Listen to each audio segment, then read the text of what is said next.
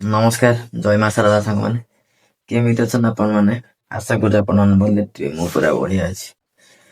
ପାଖାପାଖି ରାତି 12:30 ଆଉ ଆଜି ସକାଳର ଭିଡିଓ କିଛି ହେଇନି, ସମୟ ଅଭାବରୁ ହେଇପାରିଲାନି। ଏବେ ଯେହେତୁ ରାତି 12:30 ହେଲାଣି, ମୁଁ ଆସିଥିଲି ଗୋଟେ ଭିଡିଓଟେ ଏଡିଟିଂ କରିବା ପାଇଁ ଆମର ପପୁ ପାଖକୁ। ମୋ ସାନ ଭାଇ ଦେଖନ୍ତୁ ସିଏ ବସିଛି, ଦେଖନ୍ତୁ ଏଡିଟିଂ ଚାଲିଛି ଭିଡିଓ ଏପର୍ଯ୍ୟନ୍ତ ଦେଖୁଛନ୍ତି।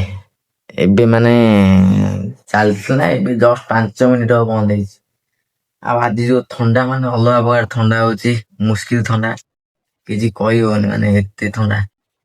ତ ଥଣ୍ଡାରେ ବି ପୁଣି ମତେ ସକାଳ 5ଟାରେ ଉଠିକିରି ଅଫିସ ଯିବା ପାଇଁ ପଡିବ।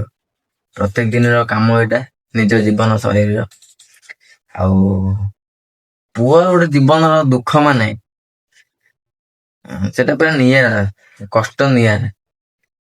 ଦେଖିବେ ଯୋଉମାନେ କୁହନ୍ତି ଯେ ପିଲାଟା ବୁଲୁଛି କିଛି କରୁନି କି ସବୁବେଳେ ବ୍ୟସ୍ତ ରହୁଛି, ସିଏ ତା ପରିସ୍ଥିତିରେ ପୁରା ବ୍ୟସ୍ତ ଅଛି, କିନ୍ତୁ କିଛି ଦିନ ଲାଗିବ, କିଛି ସମୟ ଲାଗିବ।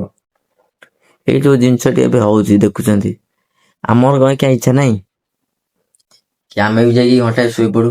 ଆମ ଆଖିରେ ବି ନିଦ ଆସୁଛି, କାହିଁକିନା ଓଭର କାମ, ଓଭର ଟେନସନ, ଓଭର ପ୍ରେସରରେ ହିଁ ଦେହ ଖରାପ ହୁଏ।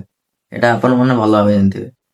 ତ ଆଉ କିଛି ସମୟର ବିରତି ପରେ ଆମ କାମ ସରିଯିବ, ତାପରେ ଯିବା ଶୋଇବା। ଏମିତି କିଛି ଜିନିଷ, କାହିଁକିନା ଏଇଟା ହଉଛି ଆଜ୍ଞା ଷ୍ଟ୍ରଗଲ ଲାଇଫ। ଏଠି ଷ୍ଟ୍ରଗଲ ଲାଇଫରେ ଆପଣଙ୍କୁ ଏକା କଷ୍ଟ କରିବା ପାଇଁ ପଡିବ। ଏଠି ଆପଣ କିଛି ବାଟ ଚାଲିଗଲା ପରେ ତାପରେ ଆପଣ ସମସ୍ତେ ସାଥ ଦେବେ, ଏଇଟା ହଉଛି ଜିନିଷ। ତ ଯଦି ଭିଡ଼ିଓଟା ଆପଣ ମାନଙ୍କୁ ଭଲ ଲାଗିଥିବ, ବେଶୀ ନାହିଁ ଛୋଟ କମେଣ୍ଟ ଦେବେ। ଆଉ ରହୁଛି, ଜୟ ମା।